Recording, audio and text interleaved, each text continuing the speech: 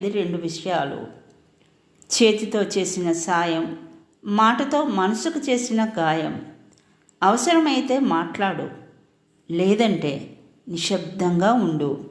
సాధ్యమైనంత వరకు సంభాషణలో ఇతరుల ప్రస్తావన వద్దు. ఉత్తమ సంభాషణలు సిద్ధాంతాల చుట్టూ తిరుగుతాయి. నీచమైన సంభాషణలు వ్యక్తుల చుట్టూ తిరుగుతాయి. అందరితో కలిసి చెడు దారిలో వెళ్ళే బదులు ఒంటరిగా మంచి దారిలో వెళ్ళడమే మేలు. వాళ్ళేమనుకుంటారో వీళ్ళేమనుకుంటారో అనుకుంటూ పోతే సగం జీవితం వృధా అయిపోతుంది.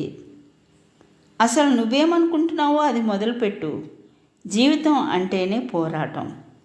అలాంటప్పుడు స్వార్థం కోసమో అధర్మం కోసమో ఎందుకు పోరాటం చేస్తావు? ఆ పోరాటం ఏదో ధర్మం కోసం పోరాడు. నీవు ఎప్పుడూ పొందంది నీకు కావాలంటే నీవు ఎప్పుడూ చేయని కృషి చేయాలి.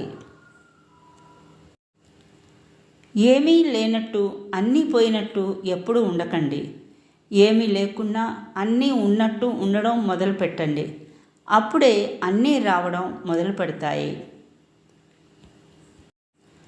మనిషి జీవితం అనేది ఓ ప్రయోగశాల లాంటిది. ఎన్ని కొత్త ప్రయోగాలు చేస్తే జీవితం అంత కొత్తగా అందంగా కనిపిస్తుంది.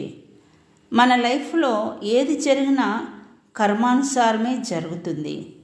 మన కర్మకు ఇంకొకరిని నిందించడం అవివేకం. కాలం ఎప్పుడూ ఒకేలా ఉండదు. తల పొగరుతో తిరిగిన వాడిని తల దించుకునేలా చేస్తుంది. తల దించుకుని బ్రతికిన వాడిని ధైర్యంగా బ్రతికేలా చేస్తుంది. నవ్విన వాడిని ఏడిపిస్తుంది. ఏడ్చిన వాడిని నవ్వేలా చేస్తుంది. కాలం చేతిలో అందరం కీలుబొమ్మలమే. ఒక్క అడుగు ప్రారంభిస్తే 1000 మైళ్ళ ప్రయాణమైనా పూర్తి అవుతుంది. ఒక్కొక్క నీటి చుక్కను గౌరవించండి. అవి మేఘాల నుండి వచ్చిన, కంటి నుండి వచ్చిన. ఇస్తూ ఉంటే వస్తూ ఉంటుంది. అది జ్ఞానమైనా, శక్తి అయినా, డబ్బు అయినా. ఇది ప్రకృతి నియమం. ఉత్తమంలో ఎదుటి వారిలో మంచితనాన్ని మాత్రమే చూస్తారు. మన దుఃఖానికి కారణం కొడుకో బంధువో కాదు, మనలోని అజ్ఞానమే.